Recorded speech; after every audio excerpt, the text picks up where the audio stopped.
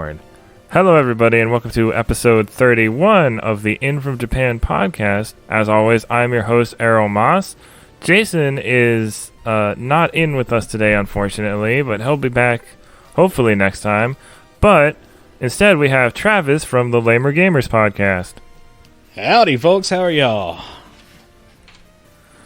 And just so I don't forget, because I sometimes at the end of the episode I've forgotten before, but so can you tell the audience a little about you and your podcast? Sure. We are kind of catered towards people that are working too much. Both Rowdy 5000 and myself work jobs that tend to be over 60 hours a week, and I guess multidisciplinary. So it's geared towards trying to sneak the news into people that don't have a whole lot of time for it, and then we also talk about games from that perspective, and just generally catching up on the news, rumors, and things like that. So it's a little weird at times, has original music. It's a good time. Drop on by. Yeah, so you can check that out on everywhere except for iHeartRadio, because Except for iHeartRadio, and we've complained about this. Now, we made a new RSS with the show segmented for people that like have a 15-minute break and can't listen to the whole episode. But that's on iHeartRadio. It's called LamerGamers Bites, which is hilarious because our main show is not. There's and you can also get to the podcast through Parallax Media, like you can get to ours. Because we're part of that podcast network, I guess. It's like a tree I don't know house, if we're right? actually An a network technically. That we all hang out in. Yeah. Yeah. Or something like that. Yeah, something. So we're gonna start with the Japanese games we've been playing, and if you haven't been playing any Japanese games, that you can talk about like a different game. We're not opposed to that. That's just kind of, this is a Japanese game focused podcast. I have one. All right. A full one. Just is it Animal Crossing? No, I haven't actually played that in a while. It's Paper Mario, the Origami King. Oh, that's perfect, because Jason and I have both not played that. Oh, well, okay. So I guess I'll start with the good stuff, right? Because that's what people want to hear. So I love the story. I love the art style in this game. I love how clean everything is. I've been playing a lot of Xbox One X, and sometimes hopping back over to the ultra powered toaster that is the Nintendo Switch. Sometimes it's pretty jarring, right? But it looks really good. It definitely hits above its waist. I actually absolutely love the dialogue, and I really like smacking toads with a hammer to somehow. I don't want to spoil anything if you're not at this part yet, but my friend showed me this part with like a tree that said a really weird thing. Is it? Okay, so I hate to spoil it, but is there dancing involved? I don't know. There was something about funk in the trunk. Oh God, yes. And yes. It sounded like a euphemism. Yes, that particular, and that's right at the beginning. It's really fun, and. Yeah, I heard the script is pretty funny. Yeah, the dialogue is fantastic. It's one of the, having played pretty much every Paper Mario game, to me the dialogue is very spot on. The overall story still isn't really hitting like as nicely as the 10,000 Year Door. It's just 1,000 Year Door, okay. I think. I should know that one, and somebody's going to be angry 10,000 Year Door is the sequel, maybe? Maybe there are numbers involved with that, and I'm not good at them. There are numbers. Neither am I. But one thing that I really like about this game that is smacking toads with a hammer. Like, that's one of the big, I guess, puzzle-based things. You go around, you see like little folded-up bugs, or you hear something making a noise, and you smack it with a hammer, and a toad pops out. Now, I can tell you, though, as a professional in art education and also hitting things with hammers hoping they'll work again, that doesn't happen in real life. That doesn't work? Yeah, not at all. Don't go out and expect your origami to unfold after you do this. It is a lie put out by Nintendo. I just want to give y'all a fair warning. But that being said, all that stuff I love. I hate the battle system. Really? Oh my goodness. like, okay, there's just no reward for being in a battle, slogging through a fight against like origami weaklings. You know, the boss battles are great. Don't get me wrong. Any boss battle is a blast, but honestly, I try to run away from the bad guys unless it's like a scripted fight. And is it just the lining up that's not fun, or there's no reward? So, you know, in this gaming, whenever you're playing an RPG, right? Your reward for fighting, for grinding, experience, right? It's leveling up. Well, what do you get in this? You get coins. Well, you literally get coins like behind every rock you go near in this game. And it's not fulfilling. Exactly. There's not like an economy in the game that makes it worth you getting all these coins. And I haven't really been penalized by the game for not grinding. I run away from as much as I can. I still have plenty of money to go around. Well, Paper Mario, I don't think has ever been the kind of game where you grind, though. That is true. But without the leveling system, it's like, well, why am I even having this fight? I'm not going to spend my money on anything that the game's not already going to hand me. I'm not going to spend my coins on anything. At least that I've gotten through. Like, I'm about halfway through the game. So it's like they didn't go fully in, like they didn't commit to going fully in one direction, and so it kind of messed up. Like they got to a weird halfway point where like they took out the experience, but then they didn't like take out the other things. Like, I feel like maybe like the people that don't like Origami King might like it better if it went to it was more like Super Paper Mario, where it was a little more of a platformer than an RPG. Absolutely, you are speaking my language there. Because at this point, the stuff that makes a game an RPG, as far as the battle system goes, is pretty much thrown out the window. It's very similar. I mean, it still has like when you select jump, you press A at the right time and you bounce off their head, right? Yeah. But it's repetitive. It gets boring after a while, and I've lost any sense of accomplishment, you know, when I'm stomping the brains out of hapless and helpless baddies. You know? And the thing is, though, even with that, like, glaringly boring is a bad combination of words, but the game's really, like, the dialogue in between this sort of whimsical world that you're kind of surrounded by is so good. I think the contrast between the two is really what hurts. But it's worth it, man. It's good so far. I just battle. Ugh. But anyway, that's what I got to say about Paper Mario without ruining things. Yeah. I haven't played Paper Mario since. Well, actually, I never finished Thousand Year Door because I thought it just kind of dragged on a bit at one point. I could see that. But I really like Super Mario RPG and Paper Mario 64. I will say Super Mario RPG is probably my favorite one. I actually like the old school isometric good. view. Oh, it's fantastic. I'm Team Mallow, by the way. Yeah. Yes. Oh my god. Nobody else is. Thank you. I mean, Gino's great. I have nothing against Gino. Nothing's wrong with Gino. But Mallow, he's a cloud person. He's a god of lightning. That's what he is. You might as well have called him the happy little marshmallow Thor. Finally, somebody gets it. Yeah, absolutely.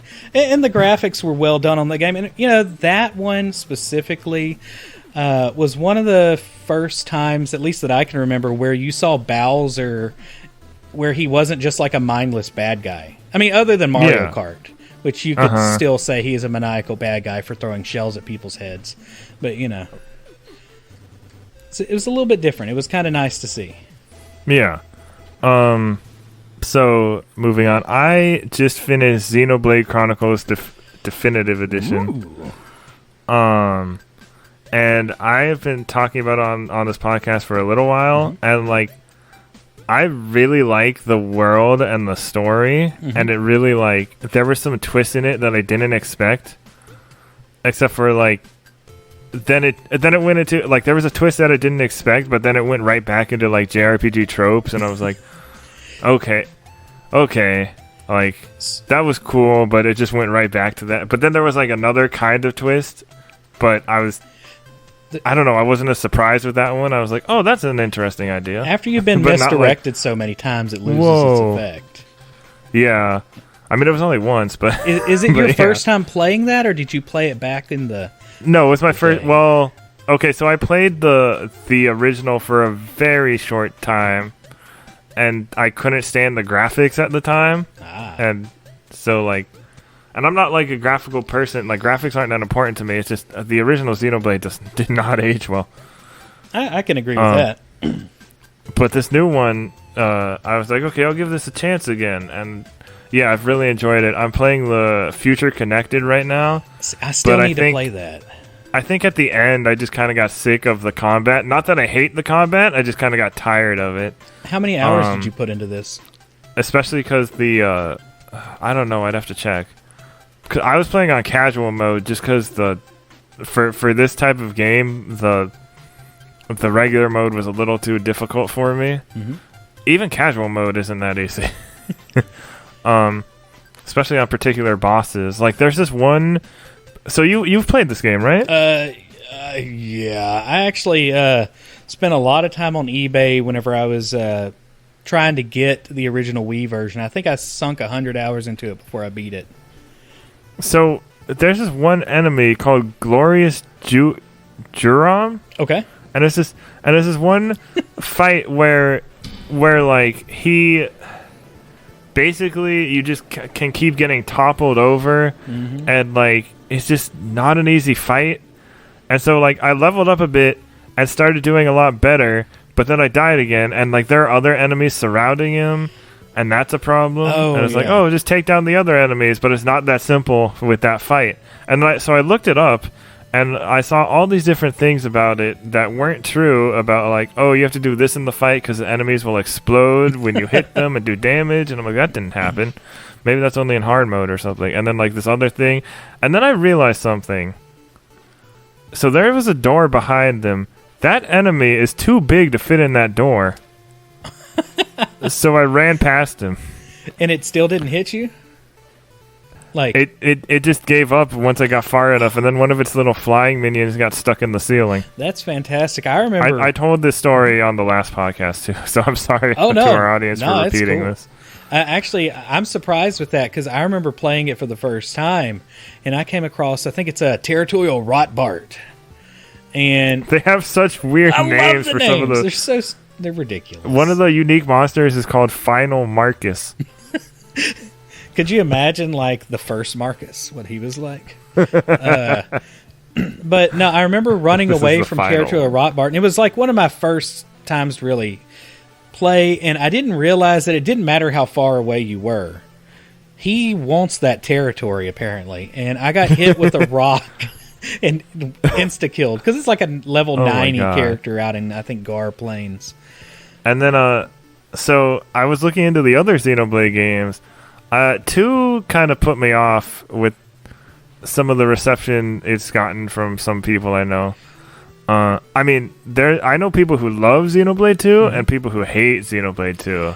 And I'm just like, I don't want to spend like a full 60 on another Xenoblade game that I might not like as much as the first one. So I'll just like watch that one because Torna Country looks really fun. So I will say, like, I'm a surprisingly big Xenoblade nerd. I actually have all the special editions at this point. I'm a big fan of the art style. I actually have the art book, and I got the art book with this one. But the way I don't know, you haven't played the second one or X, correct? No, I wish I played X. That needs a Switch port. Like, I was watching trailers for it the other day. That needs a Switch port ASAP. So the way I've kind of put it in my head is Xenoblade 1 has the best story. It's very story driven. You kind of go through. It has some nice plot twists. Xenoblade Chronicles X has the best exploration. There's an interesting relationship with the size and scale of the world, because you go from being on foot to being inside of a mech that can travel like a motorcycle to flying. And yeah, that's what I didn't like about... That's another thing I didn't like about Xenoblade Chronicles 1. You're mostly walking. or right, light jogging. Yeah, and it's a pretty big world. I mean, it's very Lord of the Rings. You're just running forever, right? Yeah. And then Xenoblade Chronicles 2 to me had the best battle system. I mean, it was a little Pokemonified. Yeah, but a lot of people I know didn't like the gacha stuff. Yes, and that's kind of where I get lost in a lot of games. One that I had played not too long ago, well, I guess it's been a while, but Ni no Kuni. Like I love Ni no Kuni. Well, the first one. So yeah, I played it on the Switch, and I was enjoying everything until it basically turned into like a glorified Pokemon in a way. I guess that's probably not a good thing to say if people are fans of Ni no Kuni, but that's really all. It's a Mon game. We like Mon games here. Oh, okay, so I don't know. I think I got burnt out by them.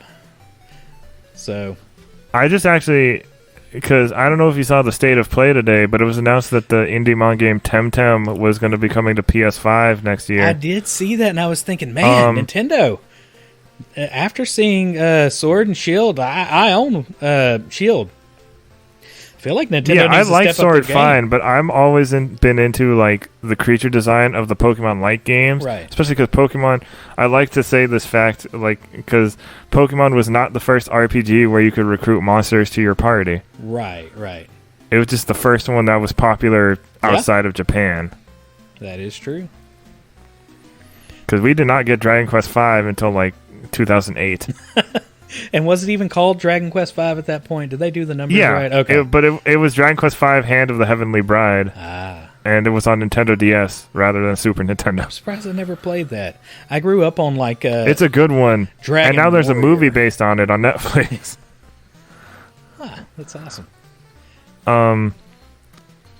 No, but so Ni no Kuni, the studio behind Ni no Kuni, Level 5, I'm a big fan of them. They also did the Yokai Watch series, and Yokai Watch 4 plays a lot like Ni no Kuni. Really? I've never played it.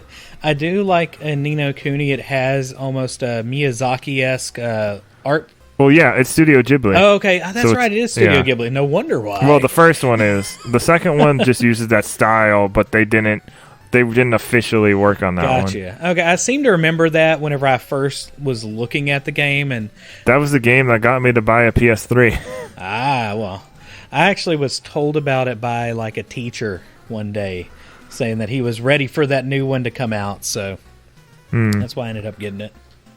I was I'm gonna get the remastered version at some point, but it hasn't been on sale. So there was a level 5 sale a couple months ago where like all the level 5 games were $10 on the Nintendo Switch Japanese eShop. Oh wow!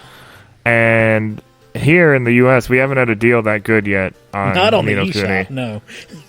No, just in general. Yeah. The closest I've seen was like maybe $12.99 on not Steam, maybe like Green Man Gaming or something. Yeah, I mean you got to pay that Nintendo tax, Steam, right? Everything's going to be a little bit pricier in America when it comes to Nintendo. But yeah, no, if you ever get back to Ni no Kuni, I highly recommend it. It's a fun time. I need to just get over myself and deal with it. That's really what it is. And then the one other game I just started playing is Nioh, the Souls-like game that came out in 2017. It just had a sequel released this year. Because I was watching somebody play Nioh 2 on stream, or I've been watching somebody rather, and they and like you can customize your character. It's a lot faster than a typical Souls game because it's Team Ninja, so it's a lot more like closer to Ninja Gaiden, and I really like that because in Dark Souls I always feel like I'm too slow. Yeah, I will be honest. I really stray away from those games. I don't blame you. The high stress. I did too. And that's something that Rowdy and I have talked about in the podcast. We work really high stress jobs, and those games where there is you make the wrong decision, you have to start over and waste your time. We call it post-traumatic Sekiro disorder, PTSD. Yeah, I couldn't get into Sekiro, so I don't blame you. Because it was really funny. He was super hyped about that game, and then like the next episode, he was like, "I hate it. I hate it. Like, I haven't fully played a Souls-like game since Dark Souls 3, and I've only played through Bloodborne, and I love Bloodborne, and then the base game of Dark Souls 3. To me, like, Bloodborne looks more interesting than Dark Souls to me. Just the aesthetic of Dark Souls is kind of boring to me. The world building. Yeah, well, the world building is pretty cool when you look into it, but the fact that you kind of have to look into it... That is what gets me. Like, present it to me. Don't make me go and have to fight the internet. That's the other thing I like about Nioh. There's actually, like, a story there with cutscenes and stuff. Yeah. Like, I'm paying you $50 or $60 for this game. Spoon feed me the story, please. Don't make me go somewhere else. I still plan on getting the Demon Souls remake, though, in the future, just because I really like Blue Point and what they did with the Shadow of the Colossus remake. That's one I really want to play is Shadow of the Colossus. I've never... One of my top 10 favorite games. Now, I will say there is... Xbox is going to put out Dragon Quest 11S on Game Pass. On Game Pass. I'm really excited because I decided to get Ni no Kuni instead of Dragon Quest. So that's great. Yeah, that's great. I was so happy about that because I'm such a huge Dragon Quest fan. I'm like, oh my god, more people can play this game. I want to see it in 4K too. That's what I'm excited about. 11. Well, the bad thing about 11S is that it's a graphical downgrade from the base PS4 version, unfortunately. Oh, really? Yeah, like I know there's the 2D it's based on the Switch version because the original 11S was for Switch. Interesting. So, unfortunately, but it's not like a huge drop in quality, at least in my opinion. Because it's like the Dragon Quest art style isn't like... It's nice looking and it's like nice and stylized, so you don't sacrifice too much. Right. You're not looking in comparison for to something like, Wolfenstein or something. Or like something like that. I don't know. They throw Wolfenstein on the Switch too and do a surprisingly good job. That didn't look that good to me. I mean, it was soft. I mean, it was like it was cushy looking. I'll just say that. Yeah.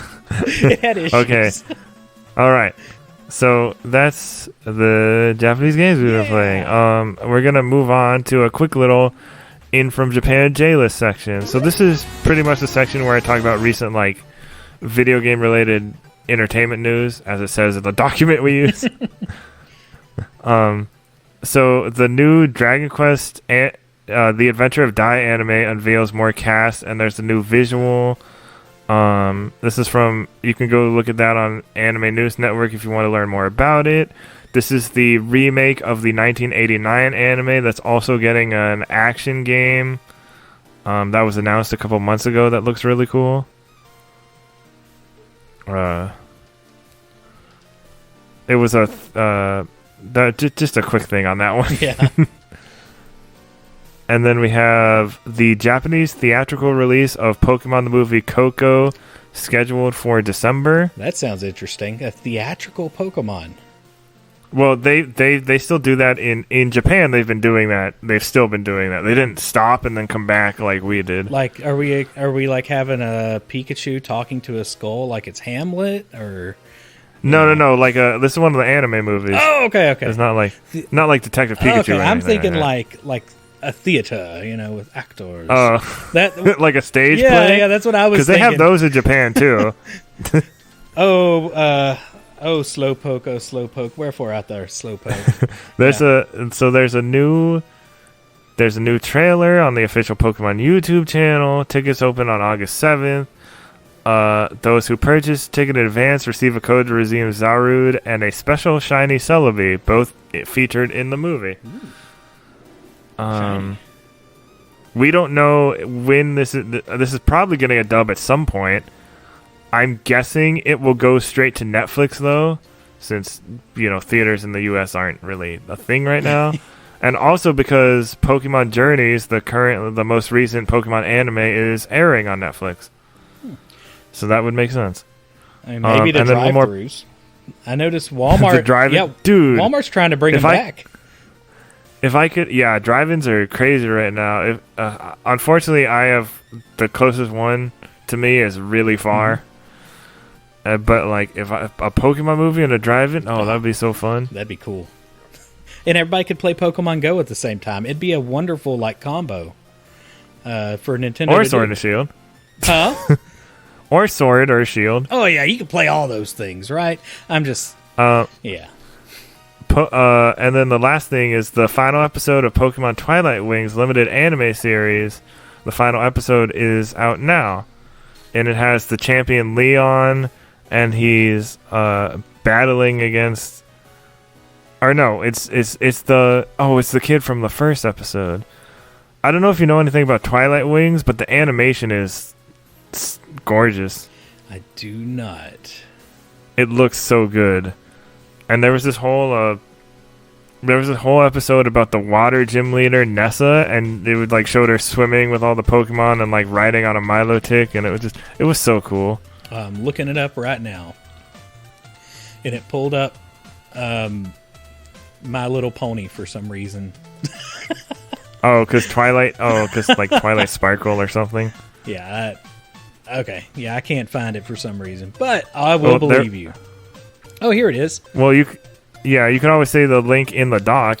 That is not My Little Pony. That is a fire-breathing demon of a Pokemon that I'm seeing on this thing. Yeah. Is that what, Gigantamax Charizard? Yes. It's very Gigantamaxed, and I think it might have burnt a pony or two. So, yeah. Yeah, its design is possibly inspired by Burning Godzilla. That's pretty awesome looking, actually. Charizard got tough. All right, so enough about that section. I'm going to list out the recommended content from the past week. So we have review. The Fairy Tail game is fun, but it's definitely for the fans by Jenny Lana over at Siliconera. Essay. In the middle of the pandemic, I watched Anime with Friends by Adam Westcott over at Crunchyroll. What Makes a Good Redemption in Tokusatsu by Adam Arter over at Tokusatsu Network. How to Link Your Phantasy Star Online 2 account to Steam by Kazuma Hashimoto for Siliconera. Final Fantasy Crystal Chronicles Remastered interview. Square explains why it returned to the spin-off by Logan Moore over at DualShockers. Final Fantasy VII Remake co-director talks background story elements by Sato for Siliconera. And Fairy Tail Games producer talks about making a manga into a game by Lucas White over at Siliconera. Whew. That's a lot of good recommendations. That's actually smaller than usual. Oh, wow. I didn't even know PSO2 was on Steam. Yeah, it just got put on Steam. Okay. I have it on the Xbox One. And I'm ready for the DLC. Just got to say. Because the new Genesis looks so much better. I thought it was... Man, whenever I first saw that, I was hoping it was going to be a standalone, though. Cause it is but isn't. It's so weird. Yeah, I mean an actual story based RPG that wasn't an MMO thing. You know, it's. I mean, kind of like MMOs are getting really good these days, so I wouldn't write it off just because it's. But I kind of get what you mean. I think I'm just too introverted. That's the problem. As far as playing games online, I don't want to talk to people online when I'm gaming. I just want to. Yeah, you kind of just have to have a group of people. Yeah, it's got to be a small. I have 2 friends that I play Final Fantasy XIV with, so. Okay, so we're gonna do the news rundown now, but we don't have the bearer of bad news, Jason, to take it away this week, so I guess I'll have to do it myself. So what's the bad news? The bad news is Analog Pocket pre-orders sell out in 15 minutes and fans aren't pleased. Those things actually look pretty cool. A couple people I know were talking about those this week. But I think my hands, I kind of want some ergonomics to them. So so there was an update recently. It said IGN. This is from IGN by Joe Screbbles. Mm-hmm. IGN reached out to Analog to get clarification about today's pre-order for the Analog Pocket, following reports that some customers couldn't complete their pre-orders after having a unit in their cart. Analog responded, Shopify's shipping calculator was slowed down by immense traffic. We'll have a solution in the future. We apologize to those who experienced this issue. Analog also reiterated that it is selling the Pocket during a global pandemic, which has made logistics more complicated. This is certainly not a typical product launch. The company says customers should sign up for email notifications to be alerted when the Pocket and accessories will be available again. I got really lucky with my pre-order. Oh, so you caught one. Yeah, and So the shipping took me a little while too, but luckily it only took like maybe 2-3 minutes rather than like the being stuck on it like everybody else. So I guess I kind of know about it. So what's so great about purchasing this other than like a Switch or something like that? Okay, so the Analog Pocket, it can play Game Boy and Game Boy Advance games, right? Gotcha. And it has like a really, like the screen makes it look really nice. I don't know like the logistics, like the technical aspects of it. Gotcha. So I can't really explain that. Mm-hmm. But there are also little expansions for other handhelds, like the Game Gear, Neo Geo, Pocket Color, like stuff like that. There's also a dock. Okay, so you can kind of like the Switch would do. Yeah. So it's like a Switch for games that maybe aren't being ported to Switch, or like don't have any kind of remake, or maybe the remake isn't as good as the original. Like I was talking to my friend about Dragon Quest 3 because the Dragon Quest 3 on the Switch is based on the mobile port, and a lot of people don't like the art style of the mobile Dragon Quest ports because it doesn't look quite as nice. And the enemies, instead of sprite work, it's static images. And then the Dragon Quest 3 Game Boy Color port is actually known for being the best version of the game because it has like really detailed sprite work, a lot of enhancements. So you know how so did you play Pokemon Crystal back in the day? I did not. I had the OG Pokemons. Okay, well, I guess you don't have to. I guess any Pokemon before X and Y. Gotcha. And you'd probably be good. So you know how after a certain point, all the Pokemon started being like animated when you encounter them. Mm-hmm. They do their little animations. Right. So Dragon Quest 3 has that, but for when the enemies attack. Okay. For a Game Boy Color game, and it's like just like I said, really detailed sprite work. And I thought about and I was saying like playing that on an Analog Pocket on the dock would be really cool. Yeah, that would be. So. And also Golden Sun because I have Golden Sun. Oh, Golden Sun was one of my favorite game. It was Game Boy Advance, right? Yeah. One of my favorite RPGs. I wish that they would bring that back. I remember that was Camelot. Yeah. And no, that one was really good. I also had the second one. I didn't enjoy it as much though. Do you mean the second one or because the two Game Boy Advance ones are supposed to be like part 1 and 2 of the same game? I think essentially. It was Dark Dawn. Yeah.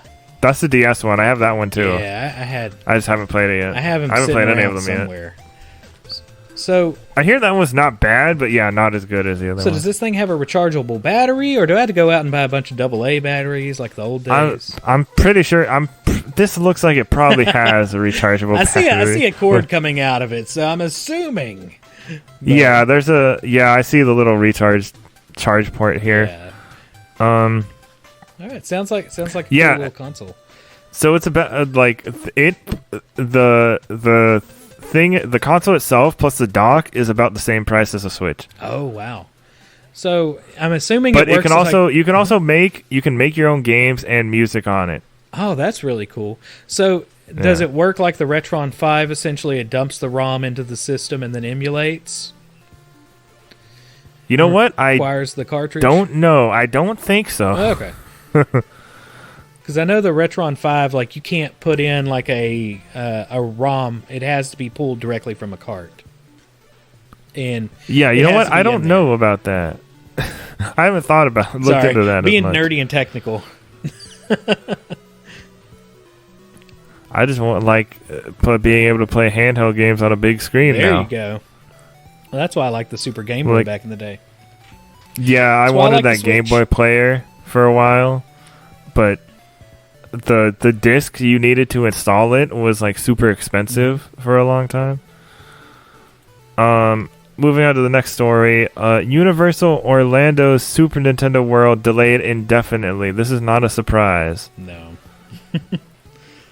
I hate to hear that. It that. was originally scheduled to open in 2023. Oh.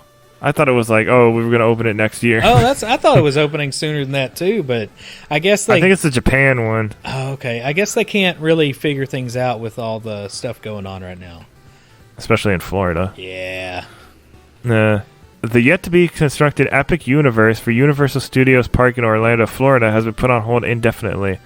Originally scheduled to open in 2023.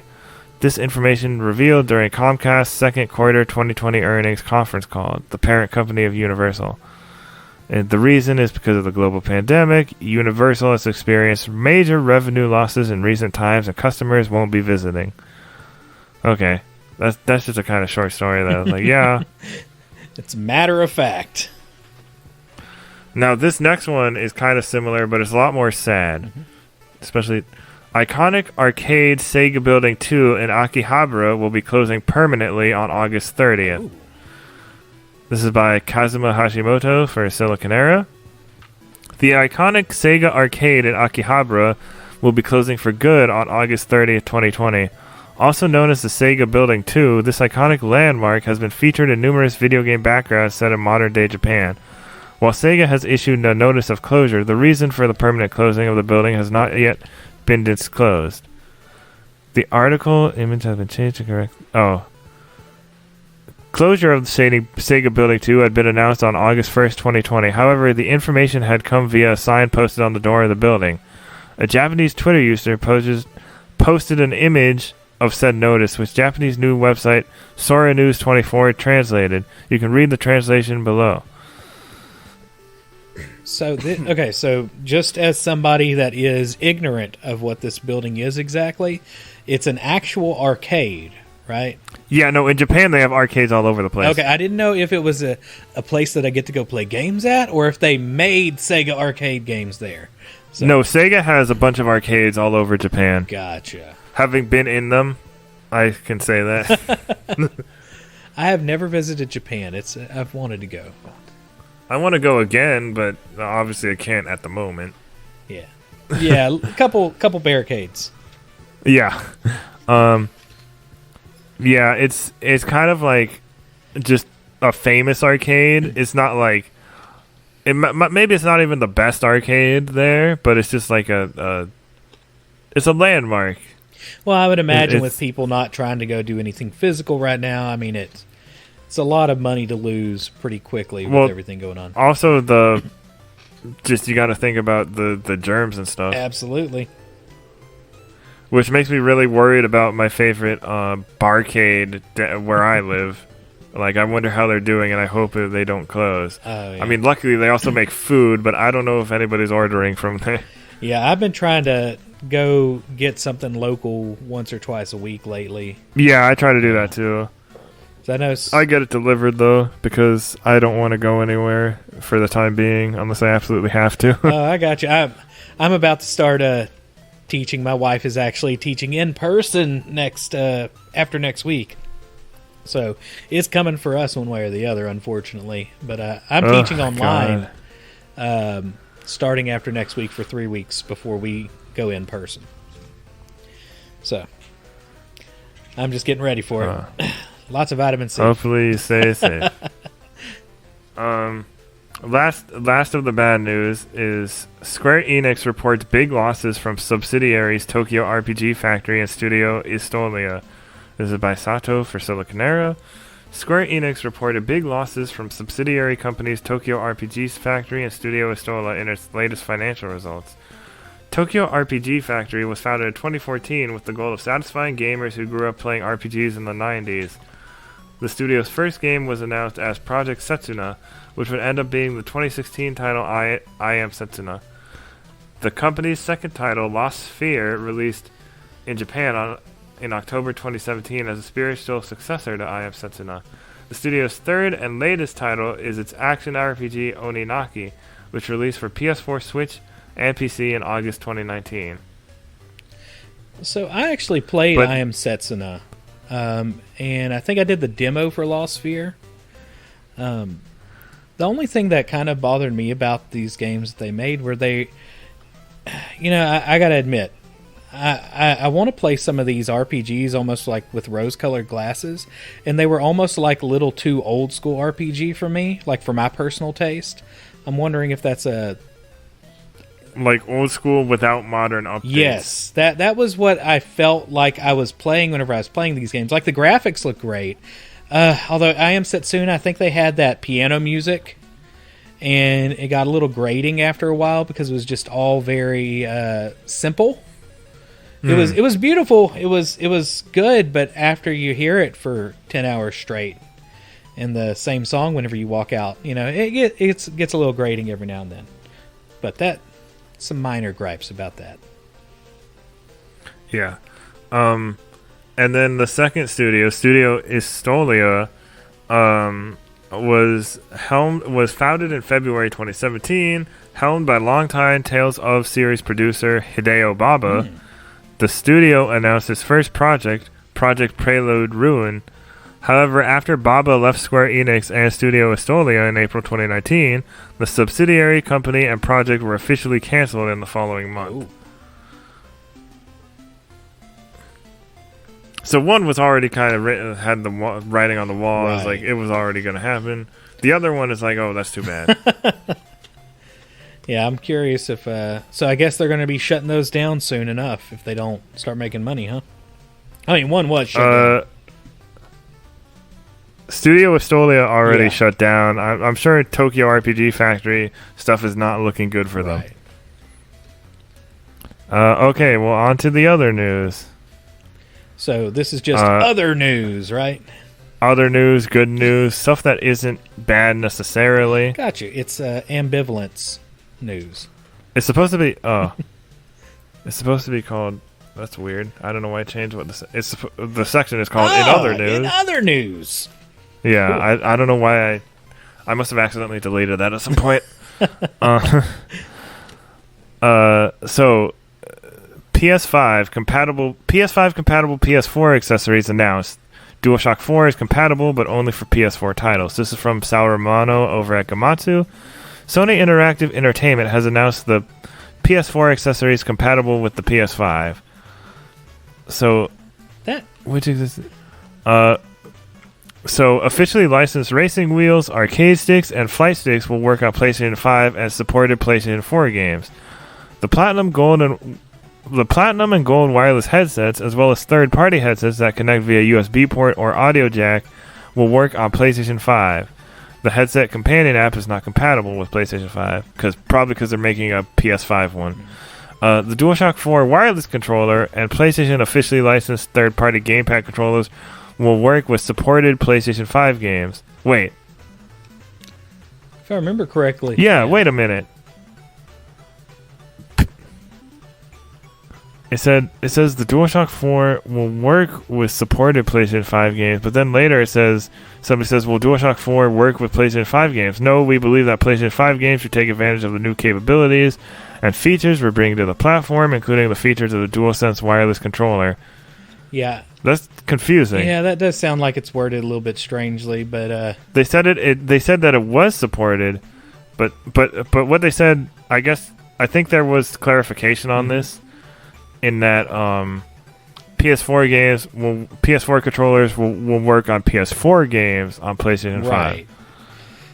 Yeah, and that's in pretty stark contrast from what Microsoft is doing. They want you to be able to play with whatever controller. Yeah, that's the next. I'm going to switch these articles around. Sorry about that.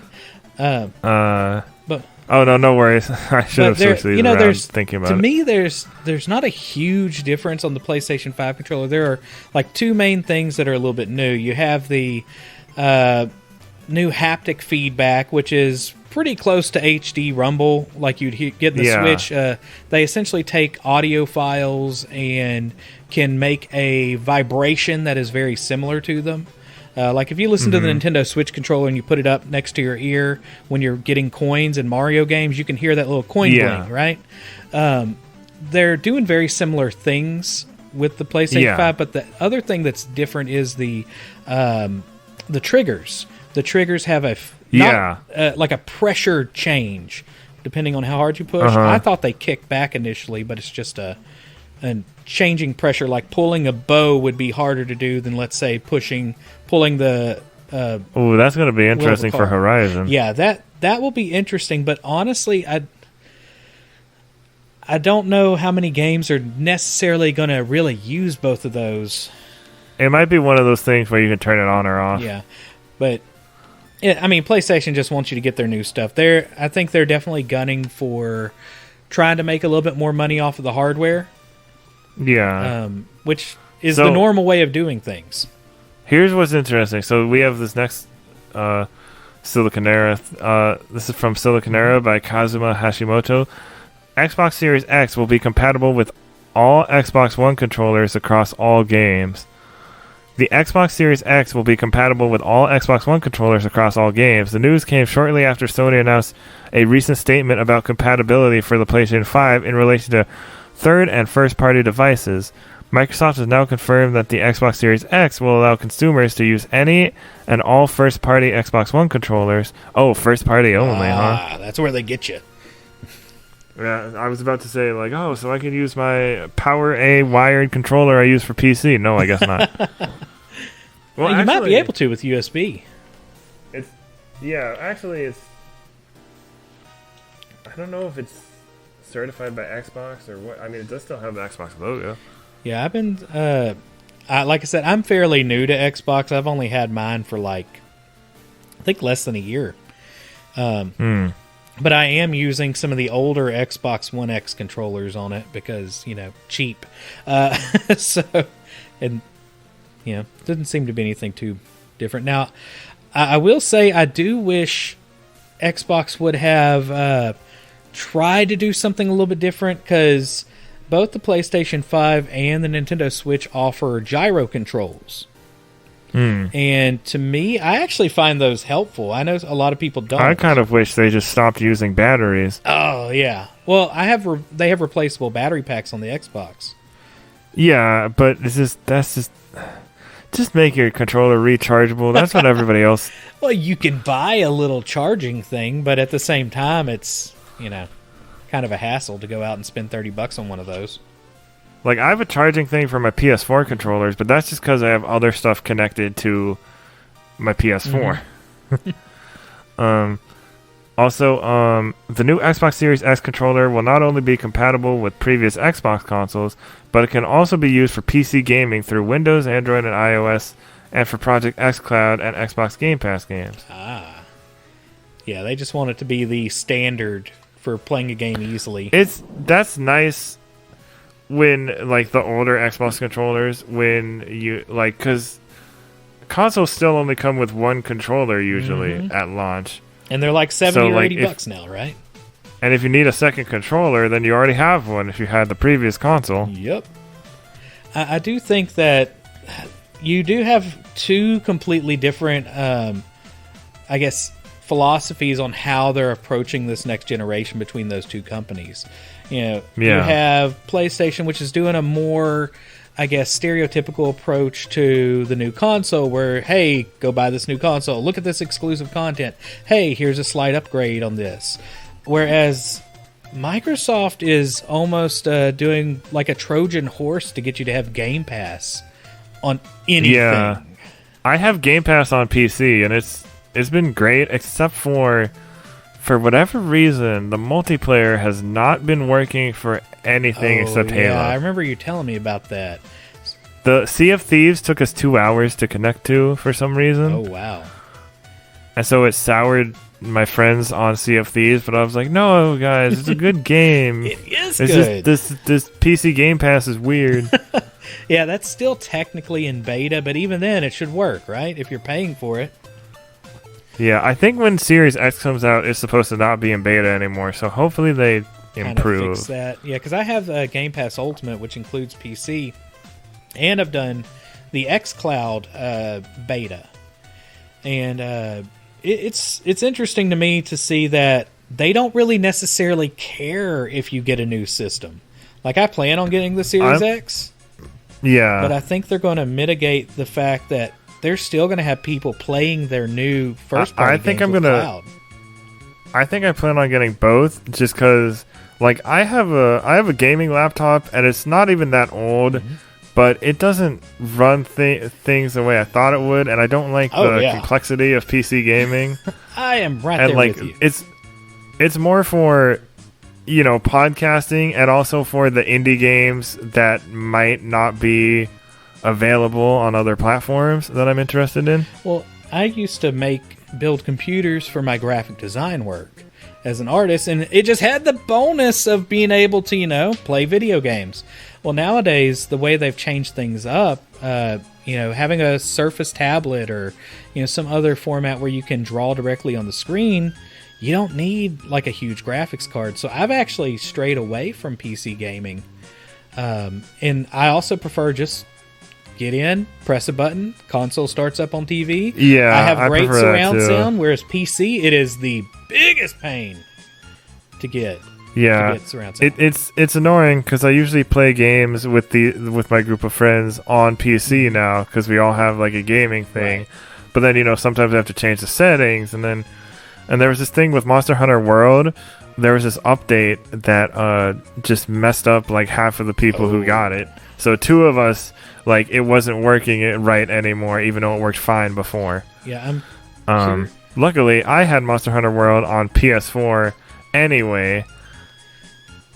So, and I only got it on Steam because they wanted to play it, and then we all never played it together, and it's too late to get a refund. So yeah, I'm really curious to see what this next generation brings, because I feel like the exclusives to me personally are better with Sony, like in general. Yeah, and you do definitely have a bigger set of Japanese games that are kind of the games that, you know, these big epics that I kind of want to play.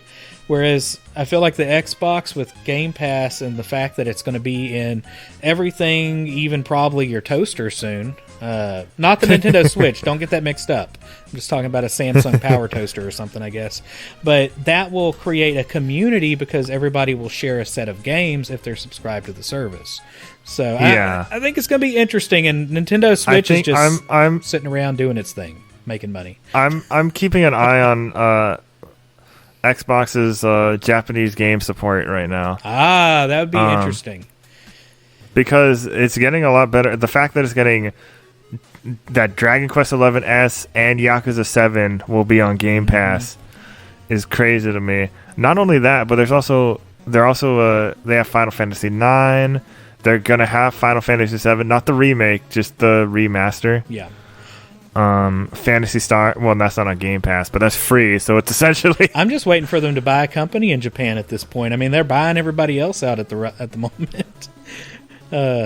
They are eating up some companies. I mean, I like some of the stuff these companies are doing, but it'd be interesting to see if that's one way they could get in the market too. Because, like, for this generation, Xbox's Japanese support was not very good. No. For 360, it was kind of okay, and then it just kind of got worse over time. Well, I mean, they sold like a baker's dozen of Xboxes in Japan, so I mean... yeah. You know. Yeah, but there are some really good JRPGs that are still only Xbox 360 exclusive. Oh, okay. I might have to get that list from you later then, because I can play that on the One. Yeah, I still need to work on it. Because some of them have been, you know, ported to modern consoles at this point, but other ones are still stuck on there. That would be a good episode, just like, you know, hey, Xbox owners that are now getting to play Japanese games, here's some you missed in the past. I'd listen to that. Oh, we've talked about it at length before. Next story is still Xbox. This is new Microsoft Store design for Xbox revealed. Faster, easier, safer. This is again by Joe Screbbles for IGN. And it looks a lot nicer. So whenever you say safer, well, what do you mean? I know that's what it says. That's what it says on the article. Okay, so I don't know what they mean. So I accidentally dropped my controller and bought a game one time on that stupid store. So if it means I'm not going to accidentally do that, that'd be great. Because I bought Dragon Ball Z, or Dragon Ball, the story-based Dragon Ball. Kakarot? Yeah. And I had clicked on something and I dropped my controller, and picking it up I pressed A, and the default way you buy things on the Xbox store, it's a little too easy to buy games on there sometimes. Whoops. I mean, it was nice kind of reliving some of the nostalgia I had for that, because I remember watching Dragon Ball Z before like football practice back in the day. Yeah. And them yelling for 30 minutes at a time. Yeah. But yeah, that's my story. It says the store should start up within 2 seconds and be faster to browse and watch trailers within. That's a big problem I have with the PSN on PS4. It's so slow. As long as they mute the trailers, though, because right now on the Xbox, they blare those things. Oh yeah. It's like a couple octaves louder than... Trailers can be played online. It says inline. I think they meant to put online while browsing without opening the game's store page, and can be set to autoplay. The store also now includes a fully redesigned navigation system, which will allow for better search filtering, a rebuilt wish list that will alert you to sales on items you're watching. That's the other thing about PS4. There is a wish list feature, but you have to go on the mobile app. Oh. You can't do it through the store directly on PS4. So that's really annoying. Like, even Switch, even Nintendo got that right. Yeah, Nintendo Switch's store is terrible. I mean, it's gotten better. But an updated shopping cart, better surface listings for games available from previous console generations, and more. In a walkthrough with Major Nelson, Microsoft's Cody Bird explained that the store has been designed in part to be more easily navigatable for new users. The store will now only be usable if users are signed in, which has two main purposes. The first is that the store will seemingly recommend games more relevant to your interests, but the second is that game age ratings are better shown and can be filtered on children's accounts to stop underage players viewing content inappropriate for their age. Gotcha. I think that's what they mean by safer. It doesn't mean that if I drop my controller, I'm not going to buy a game by accident. They want that. That's the thing.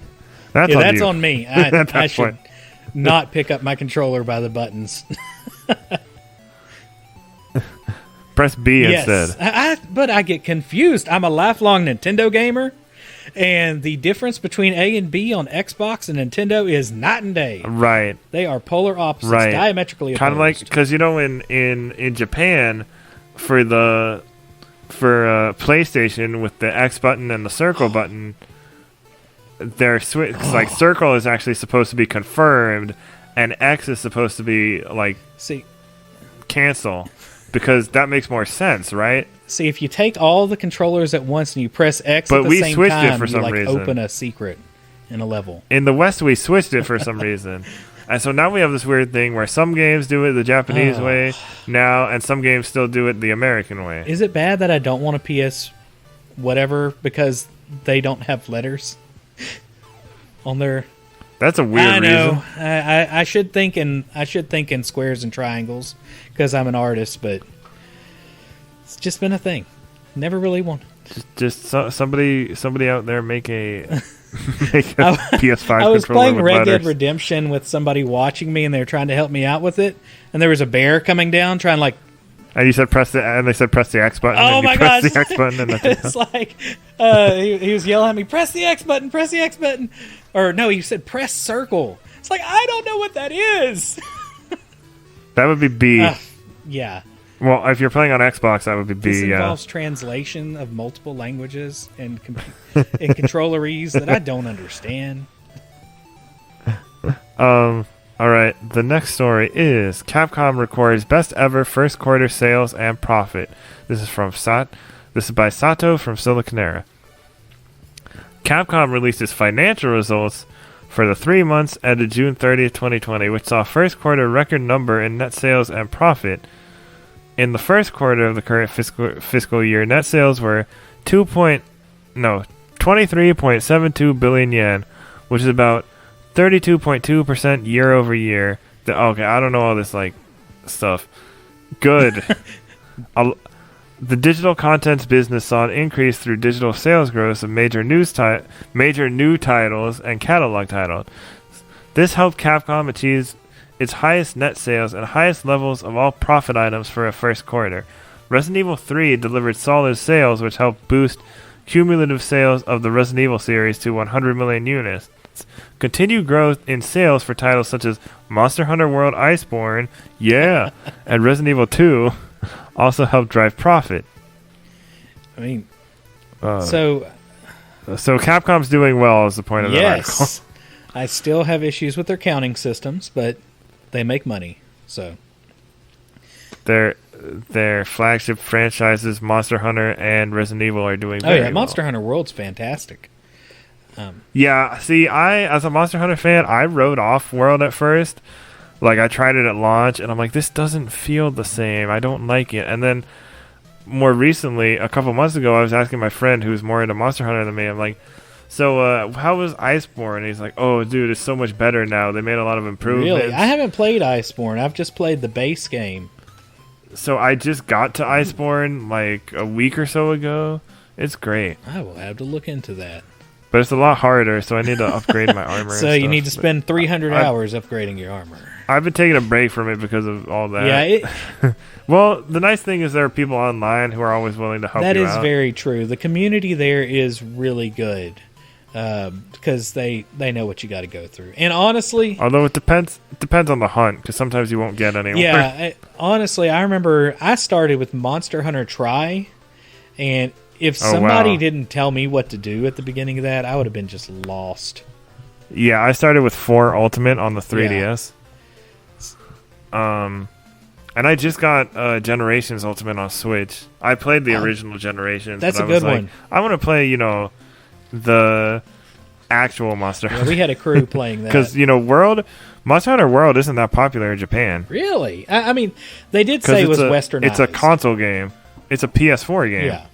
And Monster Hunter has been primarily a handheld game. And that's a big reason why it's been so popular in Japan. Interesting. They are supposedly working on a Monster Hunter game for Switch. But not that one, right? Is it a different one? Like one solely for Switch, not a port. Man. I'd be totally cool with it. I mean, if they put in some of the quality of life enhancements that are in Monster Hunter World into a Switch version of the game, I would be super happy. Yeah. Meanwhile, I'm just waiting for a Monster Hunter Stories enhanced Switch port or sequel. Did they ever release that in America? Yes, they did. And nobody paid attention to it. I was looking at it, and then I got distracted by something. I don't remember what it was. And it even has a mobile port now. Really? Yeah, and they actually released that mobile port here. Fancy. That's the surprising thing to me. Well, is it any good? It's really good. It's one of the best... I'd say it's one of the best games on the 3DS. Good to know, but it's not on the Switch, is it? No, and that's why it needs a Switch port. I have written extensively about this. Yes. I need it in a controller format. I actually stopped playing my 3DS because it hurts my hands. I'll talk to you later about that, because there is a way. There's a sneaky way. Got it. It's actually not that sneaky, surprisingly. All right, moving on, before I get all... crazy about Monster Hunter Stories. No More Heroes rated for Switch in Taiwan. Port announcement incoming? This is from Sal Romano of Rikamatsu. The Taiwan Digital Game Rating Committee has rated the original No More Heroes for Switch. No More Heroes first launched for Wii in December 2007. An enhanced version of the game, No More Heroes Heroes Paradise, was released for PS3 and Xbox 360 in April 2010. And then stuff about, No More Heroes 3 is supposed to come out at some point. No More Heroes is good stuff. They've been sneaking that some of the newer No More Heroes stuff into all sorts of little Easter eggs. It was actually in the Devolver Digital.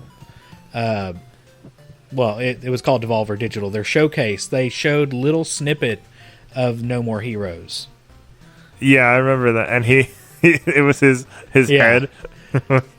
No, that wasn't Devolver. In Devolver, they showed a little segment of the game inside the credits, and people tried to extrapolate all sorts of stuff from it. Yeah, that. It was sneaky. I thought you were talking about the thing from the New Game Plus Expo, where it was Suda51 and his head was blocking the screen. Yeah, but that's been the kind of things they've been doing. It's really funny. Yeah, what they're doing. It's great. I need to I never finished that game, but I really liked it. I don't know if it's aged that well, but It's been so long since I've played it. yeah. I had it back in the day. I remember it.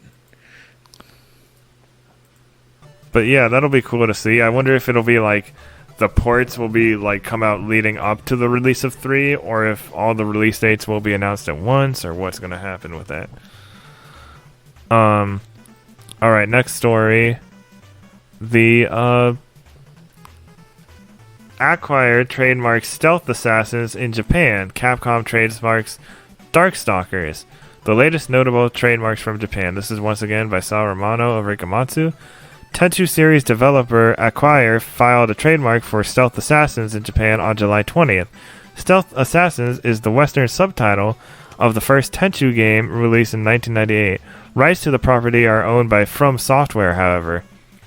Additionally, Capcom filed a trademark for Darkstalkers alongside filings for Capcom Cup, Capcom Fighters, Capcom Pro Tour, Street Fighter League, and World Warriors Challenge. In less notable new filings, Gung Ho Online Entertainment trademarked Kotetsu Juki Volta X, the Japanese title for Volta X, which is yet to be officially announced for the region, and Sega trademarked the newly announced Phantasy Star Online New Genesis, without the 2 in the title, oddly enough. That's a lot of things to trademark. Yeah, the Darkstalkers thing, well, the Stealth Assassins thing is interesting since it's not even owned by that company anymore. And then Darkstalkers is interesting because we haven't gotten a Darkstalkers game or port in a long time. I wonder if they're getting... The Street Fighter stuff, I just think is general, maybe like they're porting things to Switch or porting things to PS5 and getting Xbox ready to Series come up with X. games that they could possibly make on the next gen. Or just porting stuff ports. instead of making a new game just to tide people over until like Street Fighter 6 or whatever. And next we have a couple stories about Dragon Quest. Oh boy. I mean, oh boy, I know that sounded sarcastic, but I'm pretty excited. I'm just talking a lot, so it's Sorry. a lot hard. We usually split the stories with Jason, but I'm like, oh, I'll do it.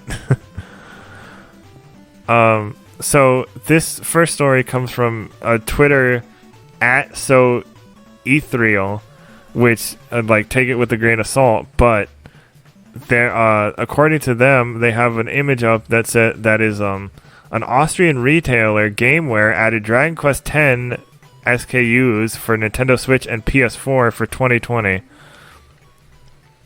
Dragon Quest X is an MMORPG and the only mainline Dragon Quest that never released in North America and Europe. I don't remember hearing about this.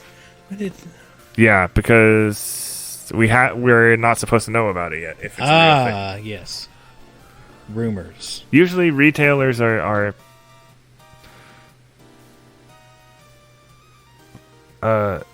usually retailers are right about that, but sometimes it's not true. That's why I say take it with a grain of salt. But there was an offline version that they were thinking about doing, just so they didn't have to make like additional servers and all that. Don't have to spend any extra money. We just want to make a little bit off of it. But yeah, I hope it's true. Yeah, that would be cool. I'd like to see what it's like. I could complete my collection. Oh, okay. So you're going for the full thing. Well, no, I wouldn't complete my collection because I still need Dragon Quest IV for the Nintendo DS. That one's not easy to find. And then next one is Dragon Quest of the Stars Godzilla crossover in Japan. This is just a YouTube trailer, and it shows you can fight with your Dragon Quest of the Stars party against Godzilla, Mothra, Rodan, King Ghidorah, and Biollante. And then you can get costumes based on Mothra, Godzilla, and King Ghidorah. So that's neat. Yeah, that is cool. I'm a big Dragon Quest fan and a big Godzilla fan, so that's really cool to me. Unfortunately, I don't think we're going to get this crossover in the Western version. Yeah, I'm looking at the video. I'm surprised at the art style for the Dragon Quest hero. He's not... Yeah, I'm used to seeing the Dragon Quest hero in that sort of one style, You know, that it's the same artist that does a lot of the Dragon Ball Z stuff. I can't remember his name right now. Akira Toriyama. That dude. And it's very Godzilla-esque, I guess you would say. It's very serious looking until you get to the game. Yeah. Interesting. I just think that's a neat thing. Should be interesting. So, mobile only. And our last... Yeah, Dragon Quest of the Stars is available in English. It sounds like a dancing game, though, at the same time. It's an RPG. Dragon Quest and Godzilla dance the night away. Yeah. I'd play that. Last piece of Dragon Quest news is Dragon Quest Monsters 2, Iru and Luca's Marvelous Mysterious Key SP, now available in Japan. So this is from Saurumano over at Gamatsu. This is the 3DS game, comes to mobile with new features. Dragon Quest Monsters 2, Iru and Luca's Marvelous Mysterious Key SP is now available for iOS via the App Store and Android via Google Play in Japan for 1960 yen, about $20. As previously announced, the iOS and Android versions of the Monster Raising RPG offer the following new features. Optimized for smartphones, numerous new monsters added, over 900 monsters, including monsters from a number of titles, such as the latest numbered entry in the series, Dragon Quest XI, auto battle and auto exploration, use crest stones to strengthen monsters, new post-game element, the Phantom's Key, which unlocks a new dungeon, and then you can battle against other players' parties. This is unfortunately not in English, and there was a mobile port of the 3DS remake of the first game a couple years ago, and I wonder if they're going to put these together and put them on Switch. That would be pretty good, actually. The weird thing is that the first Dragon Quest Monsters is on Switch, but it's just an enhanced version of the original Game Boy game rather than a port of the 3DS remake. So that's kind of weird. Unfortunately, none of these games are in well, the original Game Boy games do have English localizations, but none of the remakes were ever localized, so unfortunately. One thing that I had mentioned the Retron 5 earlier.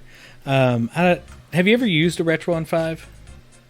Okay, no. So there is a feature that you can actually get a Japanese game, and you can load in a text replacement for English versions, and there are people... Oh, like a patch, like an English patch. Yeah, no, I've written about I don't know if you've seen my Telefang article from a few years ago, but I've written about the English fan translation of that. Yeah, and that's really cool. Like, I'm definitely an advocate of actually owning the cart. That's why I only play games like that on a Retron 5, because you have to have the cart. But that is a feature that made it where I could play things like, Japanese RPGs. There is an English translation patch for, at least for the 3DS version of Dragon Quest Monsters remake. Nice. But for the first one, at least. Unfortunately, you have to have a hacked 3DS to play that.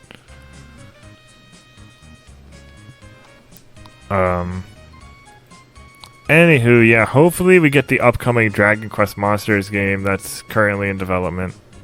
Yeah, that would be great. Next up is Shin Megami Tensei 5.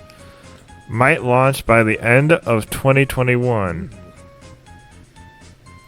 According to Sega. I tend to mess that name up every time I say it, too. Shin Megami Tensei? It's not one I'm good at pronouncing. I make Rowdy say it for me. Hold on.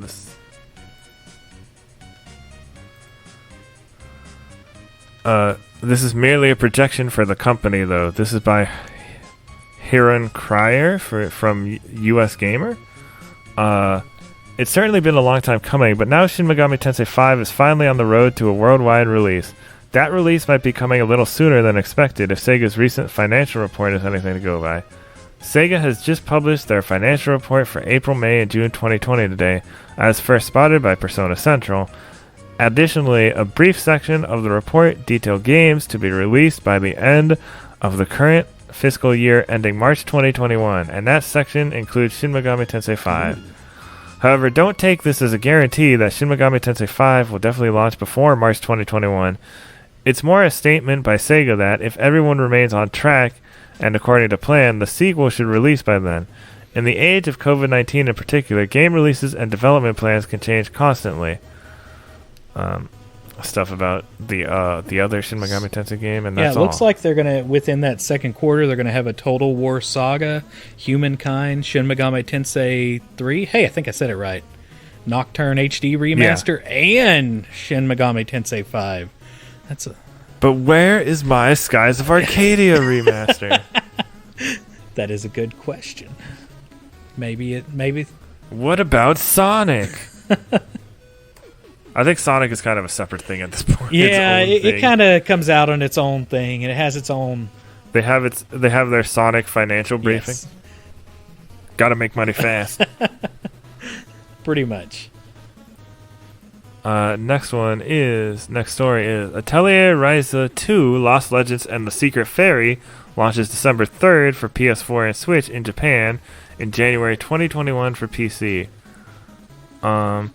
This is from Sal Romano over at Gamatsu.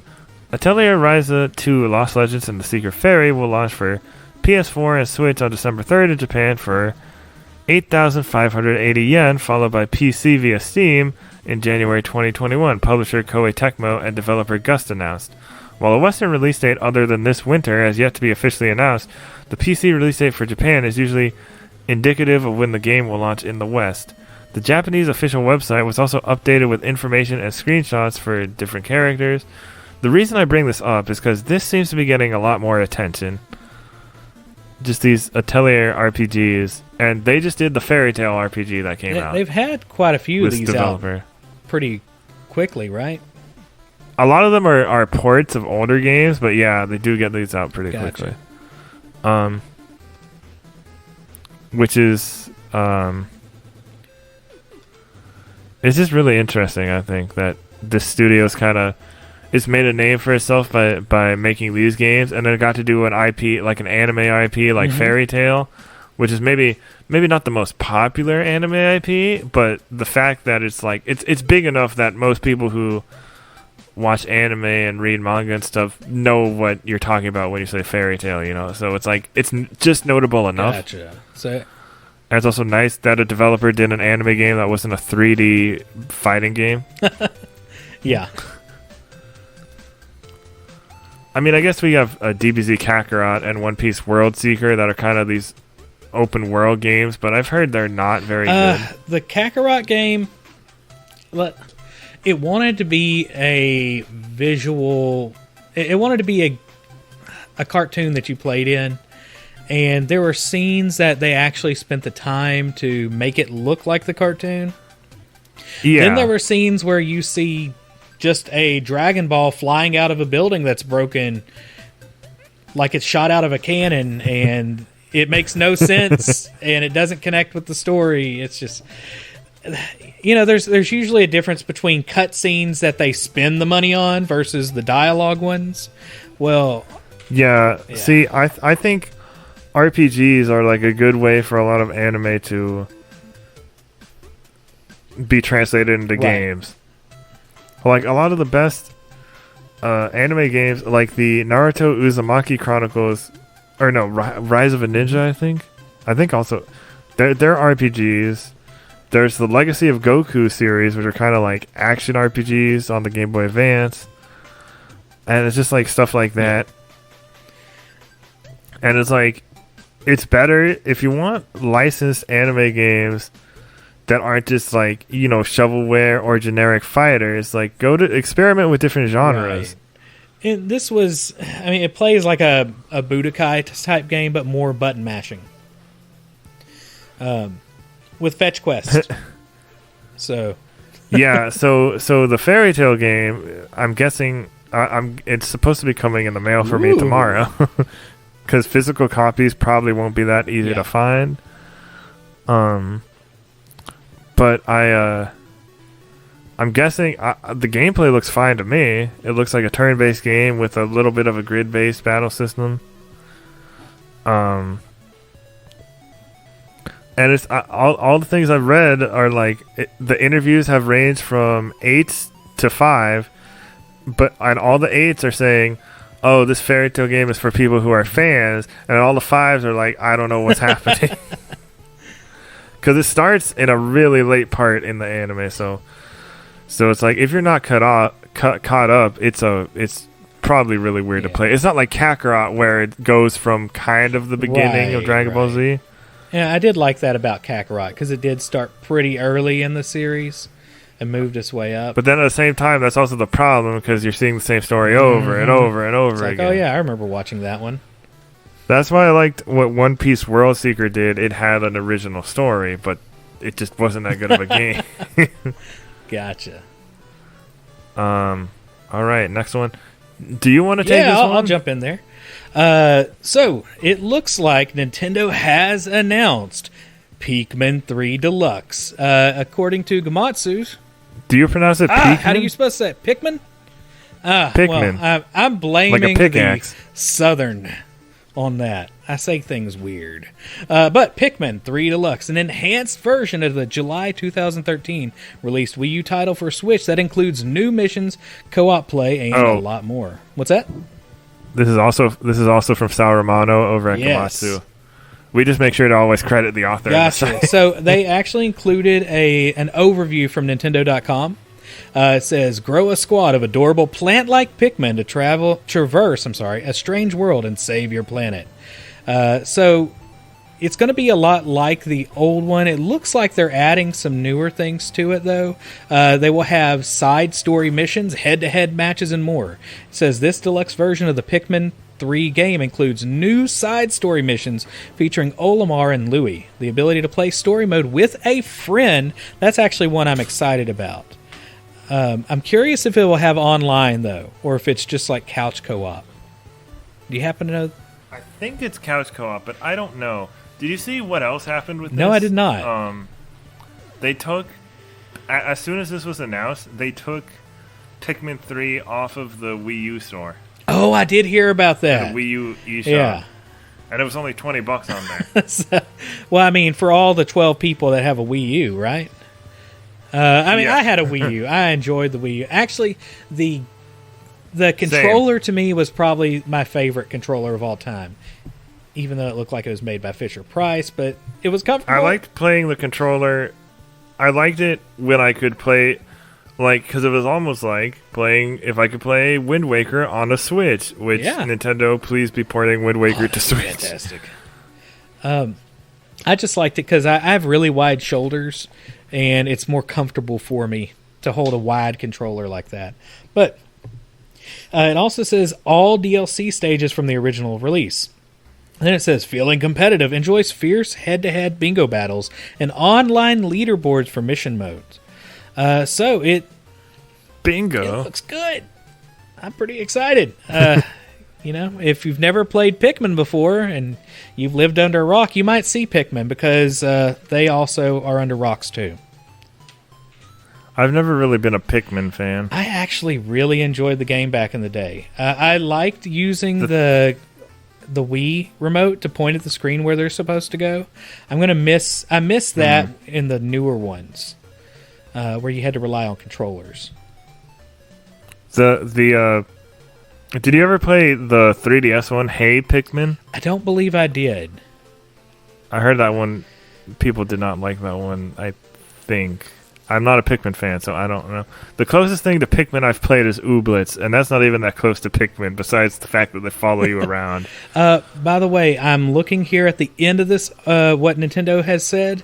It looks like the co-op is on the same console. Okay, so it's and they're going to have quality of life improvements. It says expand your exploration with an enhanced lock-on targeting system, enemy balancing changes, multiple difficulty modes, optional hints, and more. And a Piclopedia. So I guess you can, you can look at the characters and stuff. The Pikmin Dex. It'd be cool. All right, and speaking of Nintendo, Nintendo Switch sales reached 61.44 million. Should beat 3DS That's next a lot of year. toasters. This is by Ishan Sadev for Siliconera. Nintendo's Switch console sold 5.68 million units during the April to June quarter, the company reported today. The hybrid Nintendo Switch contributed 3.05 million units to that figure, while the portable-only Nintendo Switch Lite contributed 2.62 million. Total Nintendo Switch hardware sales are now at 61.44 million units, and poised to overtake total sales of the Nintendo 3DS by next year. Here's a look at how Switch is doing compared to the 3DS launch line, and they have a little graph. That's pretty fantastic. I'm curious if Nintendo is on track to produce 25 million units, according to a recent Bloomberg report. I'm sorry. I'll wait a minute anyway. This fiscal year. However, Nintendo has chosen not to increase its hardware sale forecast for the time being, and is sticking to it with its prior forecast of 19 million units for the year. And they did confirm, however, that production of the Switch is almost back to normal. There's also a bunch of things about different games and how many games sold. Xenoblade sold over 1 million copies. Animal Crossing sold an insane amount of copies, which I don't know the number, but it was the highest one. That's all that matters, right? That's yeah. Xenoblade Chronicles Definitive Edition sells 1.32 million. Animal Crossing New Horizons at 22.4 million. That's a lot of islands. Yeah. I'm surprised with Xenoblade, because that for a Xenoblade, for like a kind of niche JRPG. Yeah, I mean it's become a big one. I think a lot of people Smash. Yes. There you go. They saw it in Smash and they wanted to play it, but also so many people missed out on it on the Wii. Like I had to get it on eBay for like $80. It was not easy to find.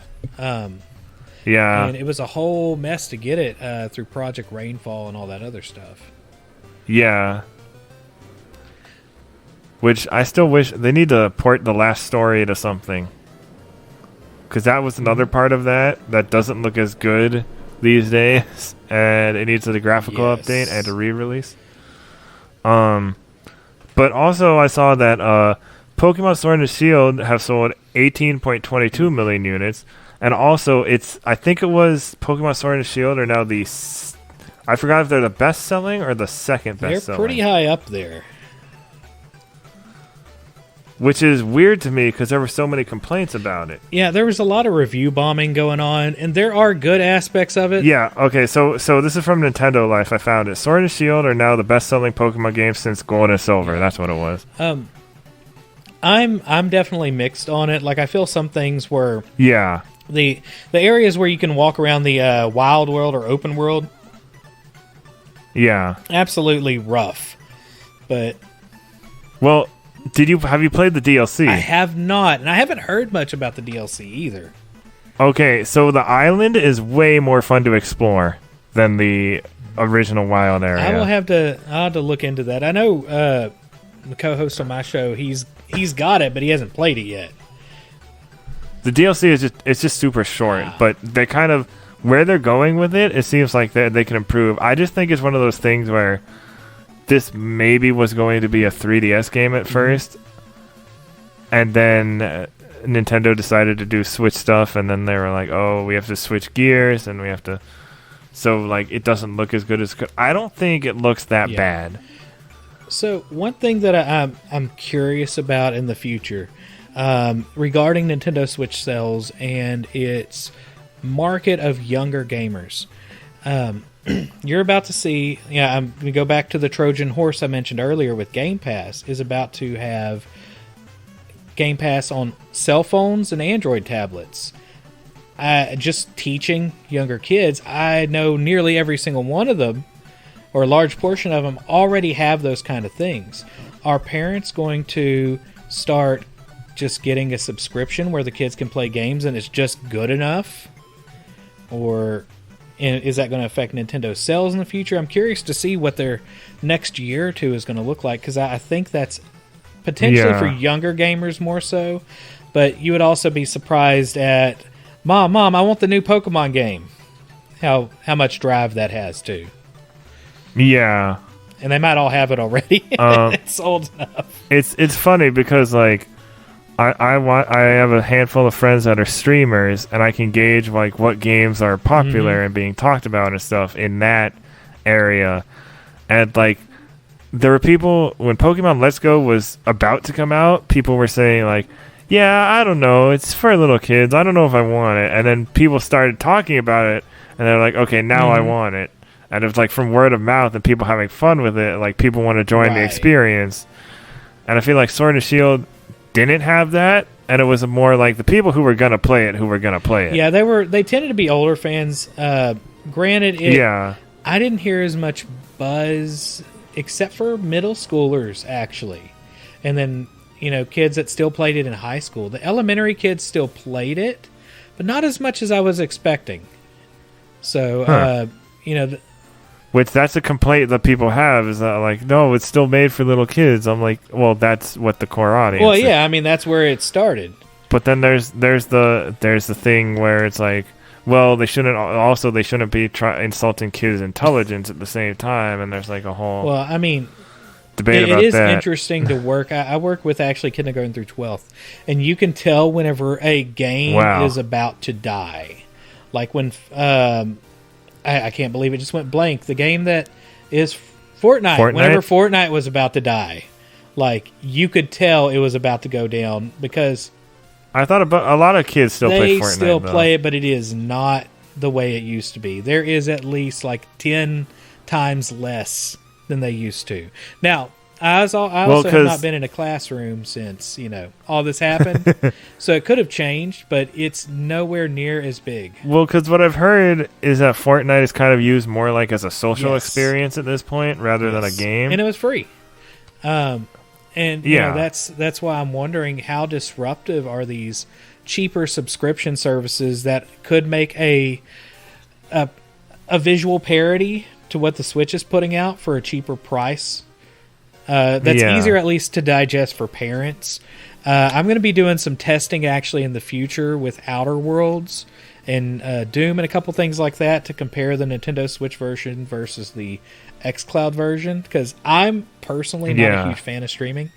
I've tried Stadia. Yeah, neither am I. But is it good enough for a kid? Well, game streaming specifically. Yeah. I'm okay with people who stream like streamers. That's different. Game streaming is weird to me. There's so many variables in place, and I live in a fairly rural area. Yeah, I always say like when people are talking about, oh, this is the future and stuff. I'm like, yeah, well, a lot of people still have bad internet. I know people that can't even get dial up. People are going to be a lot of potential customers are going to be left out if you do that. Yeah, so it's interesting. I'm curious what next year looks like. Okay, last story. Real quick, Tales of Cristoria. So, are you a Tales of fan at all? I actually played. I played Tales of Symphonia back in the day. Was a huge fan. I tried to play, and this is gonna. I made a lot of people angry. I tried to play Tales of Vesperia on the Switch, and I couldn't stand the game. I've seen some Tales of Vesperia stuff, and the gameplay just doesn't look that appealing to me. But I have Tales of Zestiria and Tales of Berseria on my PC. I just need to play them. I just haven't done it. The thing is, you have to play Zestiria first to fully understand the story of Berseria. Okay, so I didn't even know that. The only thing that got me with Vesperia really is they overuse their magic terms in the game, like to where it was kind of annoying. And every time they're like, the Blastia cores. Hey, the Blastia cores do this. Did you know that Blastia cores do these things? That's kind of like that's kind of like an anime trope type thing. Yeah, I just think I was grumpy. Well, maybe you could talk to Jason about that, because I don't know what... Jason's a big Tales fan. Anyways, Tales of Cristoria is a... Have you heard about this one? It's a mobile game where it has its own story, and its story is surprisingly good. It's turn-based, and your party is a couple characters, unique to the game. But then you have... Basically, you can get any character from a previous Tales game through, like, gacha mechanics. And they have different rarities and stuff. Gotcha. So Tales of Cristoria 1 million download campaign gives away up to 2,400 free Gleamstones. This is by Kazuma Hashimoto for Siliconera. Players can receive up to 2,400 free Gleamstones by logging into Tales of Cristoria during the 1 million Gratitude and Delight special campaign. I still need to log in today. I don't even know what a Gleamstone is. This limited time campaign will run from... I don't even know what a Gleamstone is. I'm trying to figure that out. Are there things that allow you to... One of the things that allow you to get those characters. This limited time campaign will run from August 5th to September 1st, 2020. Players will need to log in every day during the special campaign in order to receive the aforementioned amount of Gleamstones. This is quite a hefty amount of in-game currency, considering one 10-time summon costs 2,500 Gleamstones total. Oof. Where you summon 10 characters at once. So you have to spend that currency to get through the game? Is it kind of... Yeah, but you get the currency from finishing quests, so you don't have to buy anything. Gotcha. You can buy I'm stuff, sure you don't have to. In addition to this, players will also receive additional bonuses from the 1 million download gratitude bonus. These include rainbow elixirs, rainbow refinement stones, summon tickets, and million Norman head adornment. I don't know what that last one is. Most of these are like to get experience or characters, stuff to make you get you more stuff, help you progress through the game. Gotcha. If players are hurting for free Gleamstones, Tales of Cristoria has issued 2,500 Gleamstones as maintenance compensation. This means that anyone that is logged in and received these free Gleamstones can test their luck with the one-time only guaranteed SSR banner, which SSR characters are the strongest types of characters in the game. Thank you for explaining it, because a lot of that was Greek to me. Yeah. No, it still is to me, kind of. But, yeah, so Tales of Cristoria is a surprisingly good mobile game, and it's kind of just a thing to tide over Tales fans until Tales of Arise comes out, whenever that is. Gotcha. Because we don't know yet. So this is the actual like mainline story Tales of game right now in a mobile fashion? Kind of. Is there a story to it? Because like all the characters, they're the same characters from the other Tales games, but they're also put in the story in a, like, they exist in the universe, so they're kind of like an alternate like Fire version. Emblem Heroes. Gotcha, yeah, that kind of thing.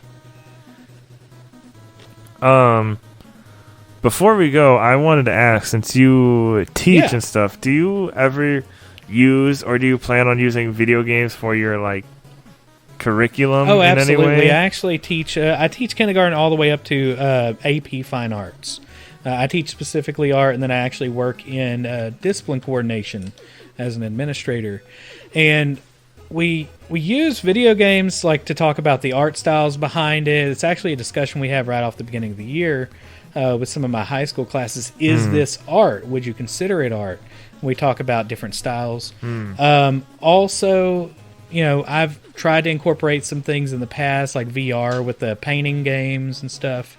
But on the I deal with through something called PBIS, which is Positive Behavior and Intervention Systems, where we reward good behavior. Because we believe that behavior and especially good behavior and good thought process and things like that should be rewarded, not just expected.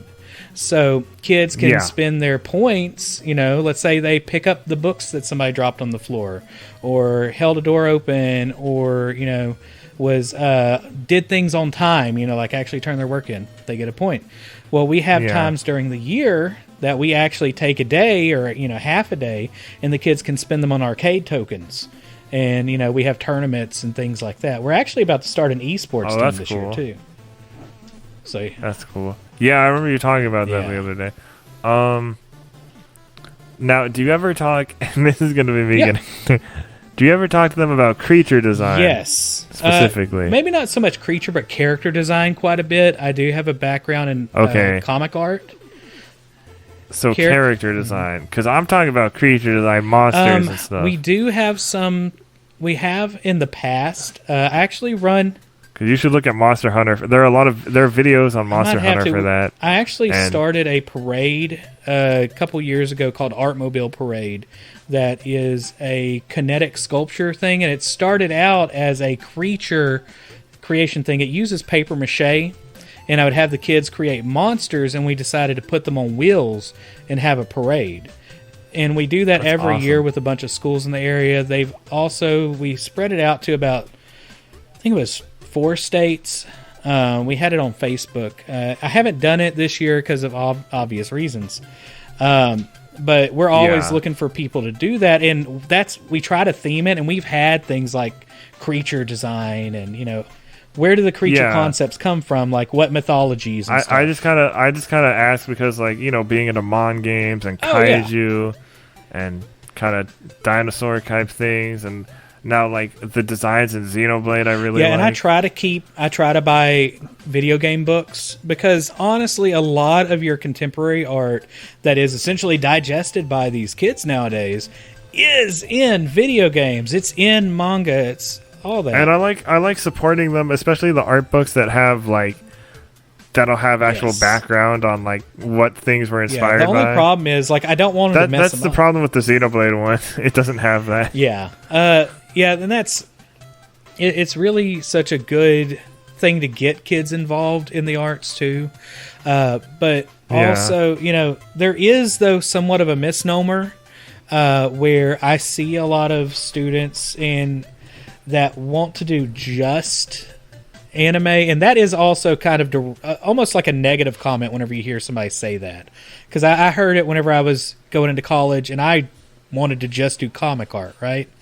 A lot of people do try to push away these sort of classical forms of art where you learn how to render form, you learn how to get kind of gestalt or a unity throughout a piece and things like that, color blending, and just follow very step-by-step things. And that's something that I find a lot of students that are really involved in Japanese art, but I have to kind of show them yes, here are the origins of it. Here's where these concepts come from. Now also let's get these fundamentals in place so you don't just look like this one person's style, because you'll always look like a copy unless you are creating. You know what I'm saying? So it's do you show them how Disney animation and anime is kind of like a circle? Yes, and that's really good to try to show them videos of animators and what they go through and the discussions on storyboards, and how many times a big thing is showing people how many times you're going to mess up when you're creating art, because you cannot succeed without screwing up all the time, to say it bluntly. You're going to throw away things. You're going to use your eraser until it doesn't exist anymore before you get something good. And you might have to redo the same thing 4 or 5 times. And it's an unfortunate reality. Oh, yeah. I'm learning that just from trying to make thumbnails or fix logos. Oh, absolutely. And that's a whole nother ball game too. Logo design and things like that. I teach a lot of different things. I actually write curriculum for a school system, and I have what I call professional ADD.